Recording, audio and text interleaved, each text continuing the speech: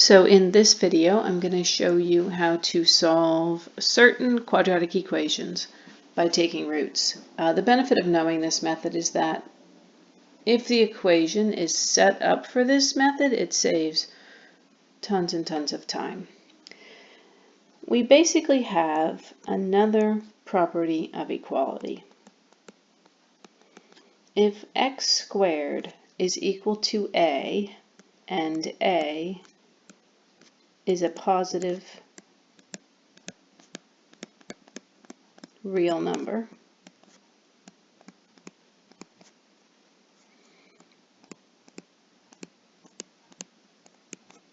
then x is equal to plus or minus the square root of a. So this property of equality basically says that you can take roots of both sides of an equation without changing the equation's solution or solutions. Now, for our purposes in Algebra 1, we're only going to be taking square roots. So let's do our first example. Suppose we've been asked to solve the equation x squared equals 4. Well, we have this new rule that says we're allowed to take roots of both sides. Notice that you have to put the plus or minus in front of the side that does not have the x. The square root of x squared is x. So we have x equals plus or minus. The square root of 4 is 2. And that's because 2 times 2 equals 4. So we have two solutions, x equal positive 2 and x equal negative 2. Now we're going to check our answer by plugging back into the original formula. The original formula said x squared equals 4, so I'm going to plug plus minus 2 in for x. And what is positive 2 squared? Well, squared means times itself, so 2 squared is 2 times 2, which is 4. And what is negative 2 quantity squared? Well, negative 2 quantity squared is negative 2 times negative 2, and a negative times a negative is also a positive. So both solutions give us positive 4, and we know we did it right. Second example, solve x squared equals 121. Well, according to our new property of equality, we're allowed to take roots of both sides. Make sure you slide in that plus or minus. You get x equals plus or minus, and the square root of 121 is 11. And that's easy to discover on the calculator. So we have two solutions, x equal positive 11 and x equal negative 11. And we're not going to check that one. Let's go on. This one might have a slight little problem. See if you can spot the problem before I say it. Our new rule says we can take the square root of both sides and find x. X equals plus or minus the square root of, the square root of negative 9 is non-real. Non-real. We saw this in one of the in the quadratic formula video, I believe. So in Algebra 1, what we're going to say is that this particular equation has no real solutions. Okay, and in Algebra 2, you'll learn a different way to answer that question. All right, next equation, x squared minus 25 equals 0. This one looks different because the equals is not between the x squared and the 25. Well, in order to use this process, you have to have the squared bit equal to the number bit. Remember, x squared equals a. The squared bit is isolated, and the number bit is on the other side. So the first thing we have to do is isolate x squared. And that gives us x squared equals 25. And once we have that, we can take roots of both sides. Don't forget your plus minus. And you get x equals plus or minus the square root of 25, which is 5. Next example.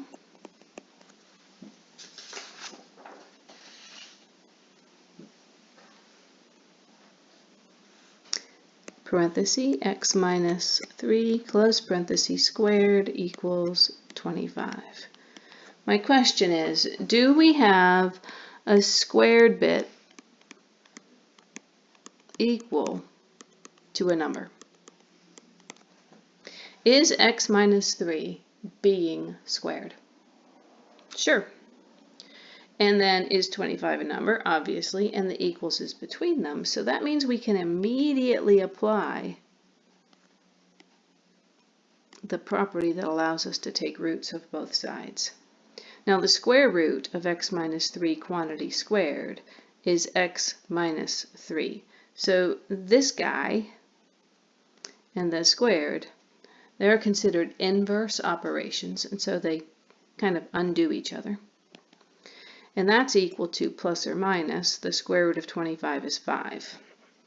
Now, of course, to solve means to isolate x, and x is not yet isolated because of that minus 3. So we're going to add 3 to both sides. We get positive 3 plus or minus 5. And this is not finished because you must simplify these two answers because you can. That's 3 plus 5, or 8. And then 3 minus 5, which is negative 2. So we have two solutions, x equal 8 and x equal negative 2. Now, we're going to check these because this is the first time we've seen this kind of equation. So check. I'm going to write down the original problem because I've mucked around on it. Here's the original problem. So I'm going to take the 8 and I'm going to plug it in for x. So I get parenthesis 8 minus 3 close parenthesis squared. And I want to know, does that really and truly equal 25 like it's supposed to? Well, please excuse my dear Aunt Sally, we need to do parentheses first. 8 minus 3 is 5. Then we square it, and 5 squared is 25. So, boom, checked. Now we're going to do the same thing, but this time we're going to plug in our other solution, x equal negative 2, in place of x. Oh, I should have switched to green. So negative 2 minus 3 squared, is it equal to positive 25? Well, working inside the parentheses, negative 2 minus 3 is negative 5. And that quantity, negative 5, needs to be squared. Well, negative 5 times negative 5 is positive 25. And so we can see that negative 2 also solve the equation, and our solutions are correct. All right, next example. Quantity x plus 7 is squared and equal to 4. Well, is the squared bit, do I have a squared bit equal to a number? I do, which means I can take roots of both sides, putting the plus or minus in front of the 4. The square root of x plus 7 all squared is simply x plus 7. Plus or minus, the square root of 4 happens to be 2. Now I'm not quite done because x has to be isolated. So now I subtract 7 from both sides, and I have x equals, I'm going to put the negative 7 in front because it's kind of sort of traditional. Negative 7 plus or minus 2, which must be finished. Why? Because we can. Negative 7 plus 2 is negative 5, and negative 7 minus 2 is negative 9. So we have two solutions, x equal -5 and x equal -9. And if we check them, we will find that they work. Next example, let's spice it up a little bit. We have 100x squared minus 49 equals 0. Now remember, we're looking for this structure, squared bit equal number. Here's the squared bit right here, but it's got a 100 attached to it and a minus 49 behind it. So we're going to go ahead and use our properties of equality to isolate the squared bit. So if we move the 49 by adding, we get 100x squared equals 49. Because the 100 is being multiplied by the x squared, we divide by it because 100 divided by 100 is 1. And then we have 49 100ths. Now remember, the equation's not solved until it says x equal. So far, we've managed to turn it into a squared bit. There's the squared bit, and there is the equal to the number bit. All right, so we're going to take roots of both sides, put the plus or minus. The square root of x squared is x, plus or minus. Now, we can take the square root of 49 and the square root of 100 separately. The square root of 49 is 7, and the square root of 100 is 10. So we have two answers, positive 7/10 and negative 7/10. And before you ask, yes, you can write 7/10 as 0.7, and you can write negative 7/10 as negative 0.7 if you prefer. Those are exact answers. I don't have any problems with that. All right, example. Now, so far, all of our roots came out pretty because I've been using a lot of perfect squares. So what happens when x squared is equal to a number that's not a perfect square? All right, we have squared bit equal number, which means we're ready to take roots. And we get x equal plus or minus root 6. Nothing happens. That's all that happens. We just can't simplify root 6. Now do note, of course, that root 6 is an irrational number. It's still real though, so our answer is plus or minus root 6. It's irrational, which simply means that it's not as pretty as a rational number. So those are my two answers, and I'll just leave them with the plus or minus. All right, suppose I have an equation to solve that looks like 0 equals negative 2x squared plus 80. Now remember, we're looking for squared bit equal number. The squared bit is right there. So I have to move the 80 to the other side. And 0 minus 80 is negative 80. And now, because the negative 2 is being multiplied by the x squared, I'm going to divide by it to make that 1 that I need. So I have positive 40 equals x squared. And now I have something squared equal to a number. And I'm ready to take roots. Notice I still put the plus or minus in front of the number side. Now we've seen this in a previous video, but 40 can be factored into 4 times 10. Now I chose 4 times 10 because 4 is a perfect square, which means I can take it out of the radical, keep the plus or minus in front. The square root of 4 is 2, and the root 10 stays root 10. And those are my two solutions for x. Now, because this is so fancy looking, we're going to go ahead and check it because it's just fun with numbers.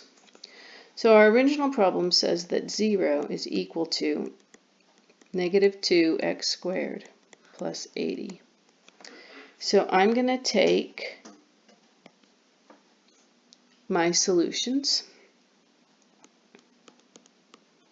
plug them in, and see if I really do get 0. Now, of course, if you want, you can write this down and then simply type it into the calculator. The only thing the calculator won't do is the plus minus, so you would have to check them one at a time. But I love math, so here we go. Now, when you have a squared outside a parenthesis, that means that everything inside the parentheses is squared. So the plus minus 2 gets squared, and the root 10 gets squared, plus the 80, and that's negative 2 times. Positive 2 squared is 4. Negative 2 quantity squared is also 4. So that first bit is 4 regardless of whether it's positive 2 or negative 2. And the square root of 10 squared is just 10. And the plus 80 is still tagging along. We have negative 2 times 40 plus 80. And of course, that's negative 80 plus 80, which does indeed equal 0. So my answer checked out. Okay, we're going to do a few more examples. Our next example is solve 50 minus x squared equals 0. Remember, we need squared bit equals number. So that means I need to move something. It doesn't matter what you move. I'm going to go ahead and move the 50 by subtracting it from both sides.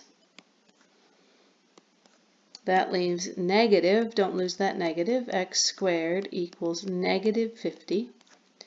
Now you can't have that negative invisible 1 on your x, so we need to divide it out of both sides. So dividing both sides by negative 1, we get positive x squared equals positive 50. Now that I have something squared equal to a number, I can go ahead, take my roots, put the plus minus, you get x equals plus minus root 50. Now, you may or may not know that 50 has a factor of 25. And why do we care? Because 25 is a perfect square, which means I can pull it out. And I get x equals plus or minus 5 times the square root of 2. And we won't check that one. It is correct, or they are correct. This is, remember, this is 2 answers, not 1. Our next problem, we're going to totally complicate it, is 2 times the quantity x minus 4 squared minus 16 equals 0. To use the square root property, we need to have the squared bit equal to a number. Now the squared bit is this parenthesis bit with the squared on it, which tells me that I have to move the 16, and I also will have to move that 2 in front, but one thing at a time. I'm going to add 16 to both sides. Then I'm going to divide both sides by 2, because 2 divided by 2 is 1. I have x minus 4 quantity squared equals 8. And now I have something squared equal to a number, so I can use the square root property, put the plus or minus on the side with the 8, and you get x minus 4 equals plus or minus root 8. And then we isolate x by adding 4 to both sides, and you get x equals 4 plus or minus root 8. And wouldn't it be nice if we were done?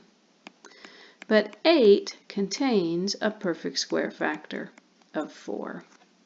So I factor 8 into 4 times 2 because 4 is a perfect square. Then I take the square root of 4, which puts it in the front, and the root 2 is left behind. And these are my two answers.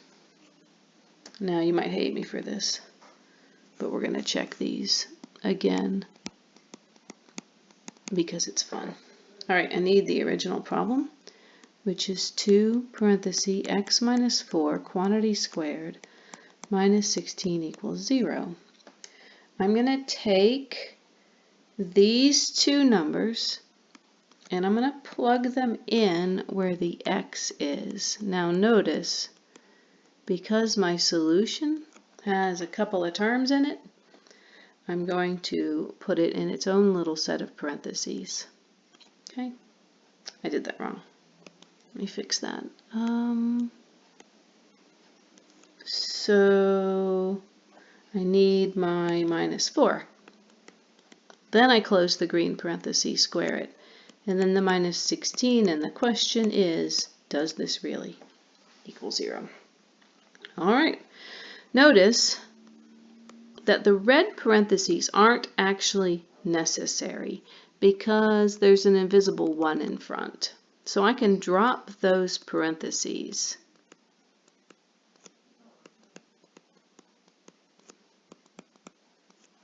And look inside those parentheses. See the 4 and the minus 4?